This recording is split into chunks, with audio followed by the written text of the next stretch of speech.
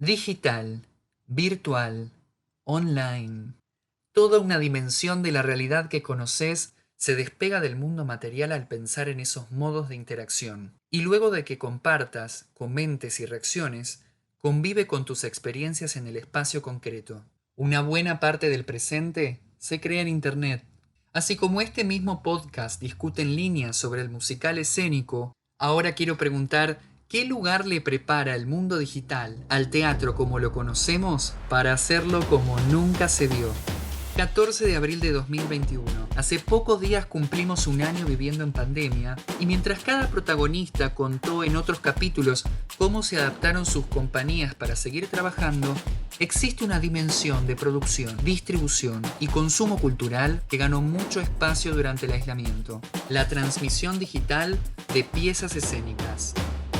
Hoy voy a hablar con alguien que sabe de esto. Su recorrido incluye posgrados en psicología. Su primera producción fue en Canal 9 en el 84. 10 años después, creó su editorial y el ciclo televisivo Formar, y pudo cruzar la educación y la producción en los medios. Si hoy vas a ver teatro y para hacerlo prendés la tele o abrís una app, seguramente entres en su último proyecto, Teatrix, la plataforma que fundó en 2015 y que no para de sumar suscripciones.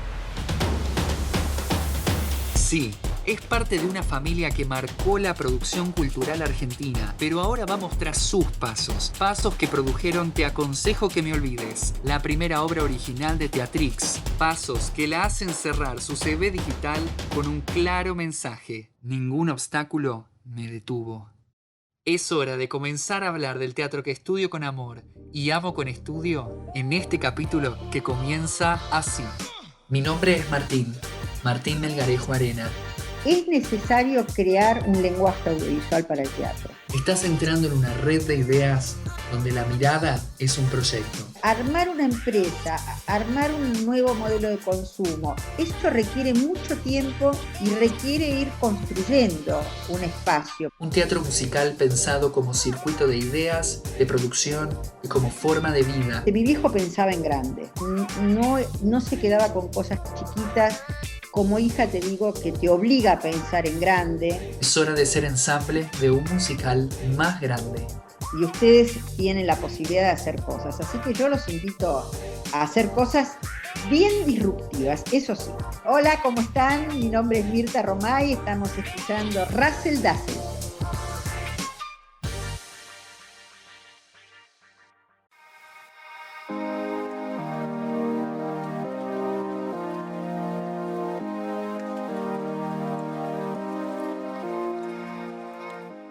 Te doy la bienvenida a un nuevo capítulo de Razzle Dazzle. Hoy tengo la oportunidad de estar con Mirta Romay, que es la productora detrás de Teatrix y es una de las personas quizás más importantes para poder compartir en la temática que venimos desarrollando durante este primer mes.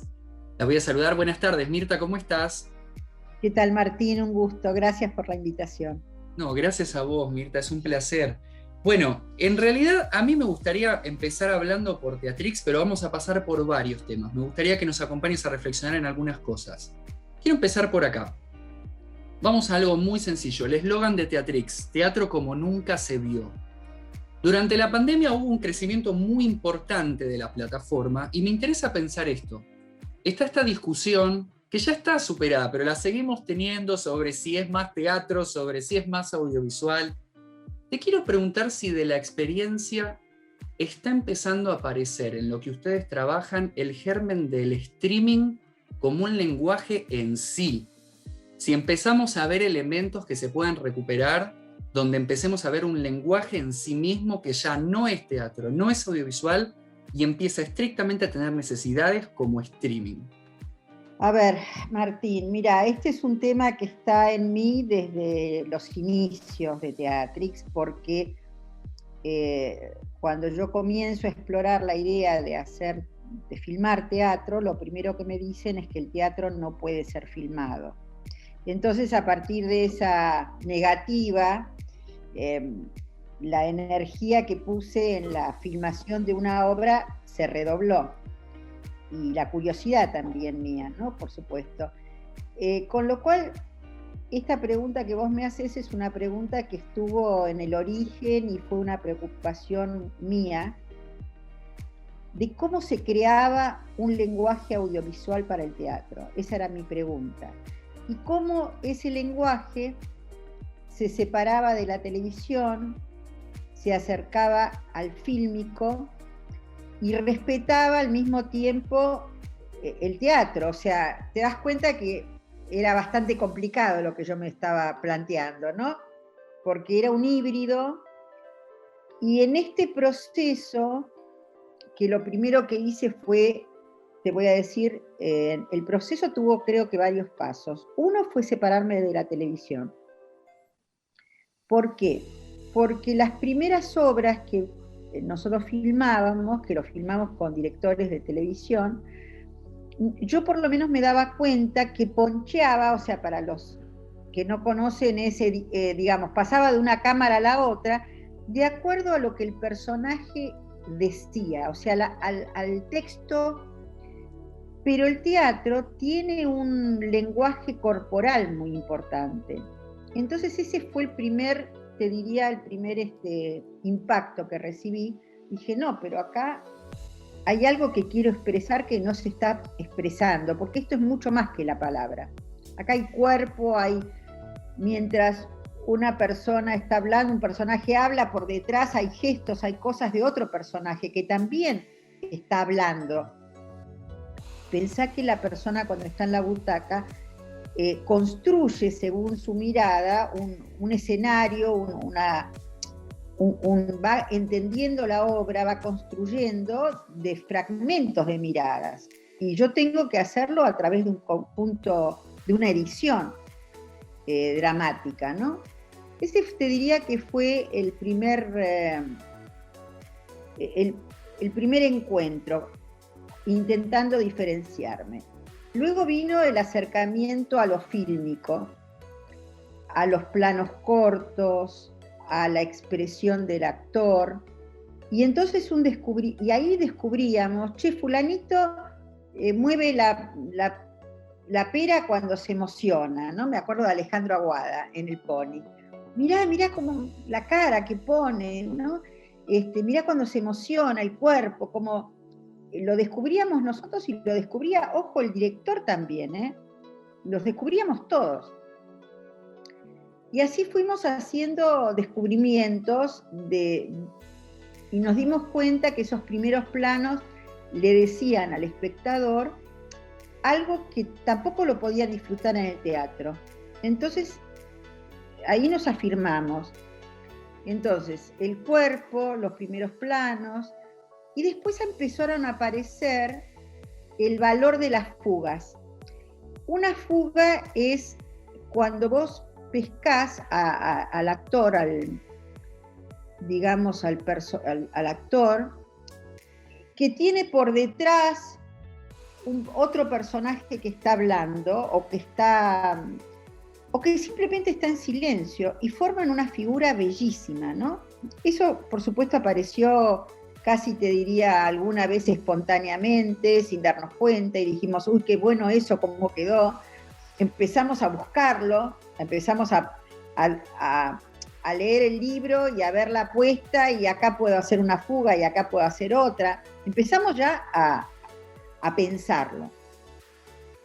Después también hubo situaciones que las dejamos de hacer, pero fueron anteriores a la fuga. Fue antes de llegar a la fuga, entendíamos que había algunas situaciones que teníamos que poner en valor. Y entonces ahí hacíamos un insert, y entonces en ese diálogo, en ese lenguaje, estábamos muy cerca de lo fílmico, y tratando de poner en valor algunos momentos del espectáculo, ¿no? Algunas situaciones dramáticas. Eso era complejo de hacer porque necesitábamos que el teatro nos autorice a hacer el insert, que eso se tiene que hacer o antes o después de la obra, y ahí te puedo contar situaciones emblemáticas, ¿no? Como la nona que tenía 12 apagones y inventamos 12 situaciones para evitar el apagón y en el audiovisual no se puede. Situaciones como te podría contar, donde los actores se cambian y había situaciones que la obra no lo necesitaba desde el punto de vista audiovisual y entonces armábamos algún insert. Hay muchísimos ejemplos y ejemplos bellísimos, ¿no? Por ejemplo, si al auditorio le interesa descubrir estos elementos y son entusiastas del cine, por ejemplo, en El Cabaret de los Hombres Perdidos hay una escena que es al comienzo, que es el destino cuenta que está llegando un muchacho que viene corriendo y cuenta todo lo que está pasando. Y nosotros lo hicimos con la cámara. O sea, esa palabra estaba acompañada por un insert donde el personaje lo hacemos correr por las escaleras y caer frente al escenario. Y en la obra original lo único que ocurría es que caía sobre el escenario, ¿no? Además pusimos la cámara especial para tomar en la caída. Eso fue todo un insert. Hasta que descubrimos las fugas y junto con eso ocurrió que ya los teatros empezaban a tener prácticamente tenían una función atrás de la otra, no teníamos tiempo para los inserts, y entonces agudizamos nuestra mirada para apoyarnos en estas fugas que quedan muy bonitas. Y creo que fue todo este proceso el que termina en un lenguaje audiovisual que hoy estamos tratando de defenderlo, porque hoy lo que nos ocurre, esto es muy dinámico, hoy lo que nos ocurre es que vos usaste la palabra streaming, el streaming quedó asociado a los vivos que se hacían en lugares reducidos, que están muy lejos de lo que nosotros hacemos, ¿no? De la transmisión. ¿Sería un demand? Mirá, no es por cómo vos te acercás al material, es la producción del audiovisual, o sea, cómo está producido el audiovisual, no cómo llega el delivery, si es a través de un streaming en vivo, si es a través de un on demand, sino es la producción audiovisual a la que me refiero contándote todo esto, ¿no? Que es lo que hace posible que el teatro se disfrute en la casa y lo que hace posible que nosotros hayamos inventado esa frase que vos acabás de recordar, el teatro como nunca se vio.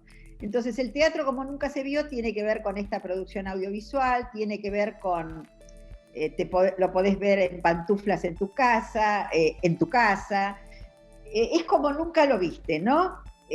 Por los primeros planos, en fin, tiene que ver un poco con todas las cosas que nos hemos dado cuenta que hemos como creado y que hoy están a disposición del público. Pero como te decía, es bastante difícil en este momento donde hay poca producción teatral, mucho streaming hecho, o sea, muchos productores hicieron sus streaming, con lo cual tenemos ese material que estamos tratándolo de mejorar o llevarlo a nuestro, digamos, parecer en la materia. Pero bueno, se hace difícil y es un material finalmente valioso, porque algunas cosas que se hicieron están muy buenas, ¿no? Bien. Mirta, estaba pensando en esto. Uno de los motivos también para convocarte a conversar fue el estreno de Te aconsejo que me olvides, que es una de las primeras puestas originales de Teatrix, que además es un musical, que es el motivo que nos convoca a nosotros en Russell Dazzle como proyecto. Hay una entrevista que me pareció interesante recordar, recuperar una frase. Hay una entrevista que te hizo Gustavo Lladós en La Nación el 23 de diciembre de 2020. Entonces, en esa entrevista vos le contabas que considerabas necesario revisar el modelo de dramaturgias para llevar el teatro a las lógicas de las pantallas. Yo acá quiero abrir dos frentes, si me dejas. Uno, ¿qué necesidades está demandando la pantalla, dado que ahora estamos entrando en una dinámica donde ya es ineludible esta posibilidad de exposición, como oportunidades para crear también? Y por otro lado, para pensar la formación en las artes, ¿Qué paradigma plantea también para quienes nos formamos y desarrollamos en las artes? Porque evidentemente vamos a tener que aprender a convivir y vivenciar un formato nuevo. No, está muy bien, porque tiene que ver con toda la explicación que te dije antes, ¿no? Es necesario crear un lenguaje audiovisual para el teatro. O sea, no se trata de poner las cámaras, de que el director llegue a 2 horas antes, poner las cámaras y hacer esto una transmisión o una filmación al estilo de la televisión, que el director no sabe lo que va a ocurrir ahí y tiene la inmediatez de la cámara. Ahora bien, acá es otra cosa. Acá hay una dramaturgia, acá hay escenas que han sido muy bien pensadas, un movimiento de un actor que está hecho adrede para producir un efecto, y todo eso no se puede perder, porque no es un programa en vivo periodístico, esto es otra cosa. Entonces, gracias por esta entrevista, ahora te lo agradezco, porque yo quiero sostener y quiero subrayar la necesidad de crear este lenguaje, pero no solamente porque tenemos un espectador que está educado ya en una sofisticación muy alta en cuanto a cómo ve teatro, en cómo ve televisión.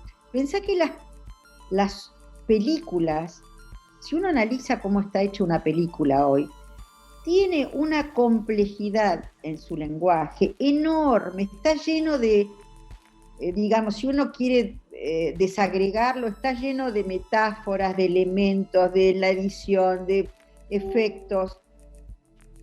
Entonces, ante el fílmico, que además se invierte en millones de dólares a veces, millones de dólares, con una obra de teatro que es un hecho absolutamente artesanal, si uno lo compara con lo otro, tenemos que poner toda nuestra inteligencia para capturar eso de la mejor forma posible, porque estamos compitiendo con ese lenguaje y esa educación que el espectador tiene de lo que ve. Yo creo que hoy, por la pandemia, se ha descubierto esta posibilidad de filmarlo. Entonces, vamos a filmar. No, pero no es filmarlo como sea, es filmarlo y respetarlo como hecho artístico. Yo quiero subrayar esto porque lo descubrí hace 5 años atrás, justamente cuando me dijeron no se puede filmar, y lo he ido trabajando y gustando también, porque hemos descubierto muchas cosas con los directores, tanto audiovisuales como de la escena, ¿no? Los directores de teatro. Y la otra cosa que quiero también decirte, y acá me voy a poner en empresaria, ya no en artista, sino en empresaria. Vamos. Hay un mercado para esto. ¿Qué quiero decir? No sé si está bien que yo haga números, pero mi familia, hay mucha gente que trabaja en el mundo audiovisual, que están del lado todavía de la distribución del enlatado, en los canales de televisión abiertos, que obviamente todos están en una curva descendente. Pero hoy el valor que yo he logrado darle a una obra de teatro bien filmada, te diría que es 10 veces más que lo que hoy se vende una lata a un canal de televisión. Digamos, hoy se vende una lata a un canal de televisión que no pasa los $1.000 para 3 años. Ayer hablaba con una persona y me decía, una lata de película para un canal de televisión te pagan $1.000 por un contrato de 3 años. O sea que ellos hacen con esa película muchas presentaciones, por eso las vemos tan seguido, ¿no? Nos encontramos con esa misma obra en un canal de televisión en distintos horarios, de distintas maneras. Muy bien. Yo he vendido una obra bien filmada a LATAM, Líneas Aéreas, $1.300 por un mes. A ver, entendámonos, hay mucha diferencia. Y te lo estoy diciendo en una época prepandémica donde yo venía, digamos, Remando en dulce de leche, donde a mí me parecía incluso que me habían pagado muy mal, porque sabía que a las grandes mayors habían vendido por $10.000 y a mí me pagaban 1.200, pero qué mal esto, ¿no? Horrorizada, pero bueno, 1.200 vamos. 0 y 1.200 quiero 1.200, ¿no? Y además tenía mucho más que una significación mucho mayor que $1.200. La importancia era de poner el teatro en el entretenimiento a bordo, que es mucho más importante que los $1.200, ¿no? Pero lo que quiero decir es que depende con quién te compares, ¿entendés? Porque yo me comparaba con las grandes películas que compraban los aviones que pagaban $10.000, y a mí 1.200 me parecía muy poco, pero cuando escucho a los que hoy venden a los canales de televisión $1.000, 3 años, digo, pero a mí me pagan una barbaridad. Yo recién descubro esto, ¿entendés? Entonces, descubro esto y me doy cuenta que, chicos, acá hay un negocio. No filmen mal, hagamos las cosas bien, porque evidentemente tenemos algo para darle al usuario, al espectador, que es distinto de lo que están ofreciendo otros, y al ser distinto tiene un valor. Si a eso además le agregamos una calidad y un lenguaje para filmarlo, ojo, quizás tenemos algo. Digamos, son muchas cosas que uno tiene que comparar, porque no se puede comparar una película que se vende en 500 canales de televisión a $1.000 y es otra cosa. Una obra de teatro no lo vamos a hacer así, pero es verdad que si uno en ciertas comparaciones, uno dice, no, pero pucha, se puede, hay un mercado, y depende estrictamente de nosotros, que tomemos conciencia. Estaba pensando, Mirta, también si esta invitación la podemos pensar en un contexto donde mucha de la producción de Buenos Aires como capital del teatro se hace en el off, y las cuestiones de financiamiento son difíciles ya para la obra en sí. Entonces, ¿cómo también, de hecho era una pregunta para poder pensar dentro del contexto actual, cómo se puede pensar también esa visión de financiamiento para los proyectos? Porque en 2019 ya había lo que contar sobre los problemas de financiación y en 2020 está creciendo todavía más. ¿Qué podemos pensar también desde esta propuesta para ese contexto y ese tipo de producciones? Sí, lo que pasa es que ahí uno se tiene que poner el sombrero de productor. Y en el sentido, tiene que haber un productor que entienda esto, que entienda que hay ciertos contenidos que pueden requerir una inversión mayor por el valor artístico. Yo creo que hay que mirar, por eso te decía, me parece que hay una mirada que no estamos teniendo y que tampoco yo te puedo afirmar que es un negocio seguro, porque lo estoy armando todos los días descubro, pero que te coloca en otro lugar, ¿entendés? O nos podría colocar en otro lugar, deberíamos decirlo así, nos podría colocar en otro lugar, pero eso requiere tomar conciencia y seguir explorando las posibilidades de una buena producción. De hecho, a mí cada tanto nos llaman. Nosotros tenemos distintas respuestas, ¿no? Pero depende quién nos llame, pero nos llaman para que nos interesa una obra, qué intercambio puede haber. A veces no hay dinero y hay otra cosa, pero en fin, antes nadie te decía, me interesa una obra de teatro. Pero ¿por qué hoy me dicen me interesa? Porque está bien filmada. Entonces eso abre un mercado en un canal de televisión que no están bien, y entonces es algo que pueden... les interesa tener, en el entretenimiento a bordo, como lo he hecho, en plataformas afines que también me han pedido. En fin, empieza a haber un mercado que se empieza a desarrollar muy lentamente, porque la otra cosa es esto, el teatro es muy inmediato, está atravesado por la inmediatez. Entonces el productor teatral pone una obra y en 3 meses quiere sacar la plata que ya. Y la verdad es que armar una empresa, armar un nuevo modelo de consumo, eso requiere mucho tiempo y requiere ir construyendo un espacio para eso. porque estás creando en la nada, o sea, no hay nada todavía. Y vas dándole valor porque alguien te llama y te dice te puedo pagar tanto, y algo que no tenía valor ahora tiene valor. ¿Entendés que empieza como bueno, nuestro mismo crecimiento durante la pandemia, un 300% creció la audiencia de Teatrix, o sea, eso también te hace pensar que hay un cambio, y en este caso la pandemia nos aceleró ese cambio. Pero quiero decir que es un camino a construir, ¿entendés? Es un camino lento, porque estas no son cosas rápidas. Hablamos del cambio de consumo de la gente, de que se cansa de las series y de pronto quiere buscar algo distinto. Entonces todo eso requiere un tiempo y requiere estar preparado para que cuando ese consumidor o ese espectador quiere algo distinto, vos tenés para dárselo, porque lo tenés construido. Yo quiero un momento recuperar esta pregunta que hacía antes, que era si desde la lógica que estás viendo que se va armando también con Teatrix y en relación a las propuestas de las obras que reciben, es necesario también empezar un replanteo desde la formación artística para poder empezar a pensar en intérpretes que a la hora de estudiar también contemplen las variables de lo digital, porque hoy estamos ya muy atravesados por eso. Continúa en la segunda parte de la entrevista a Mirta Romay.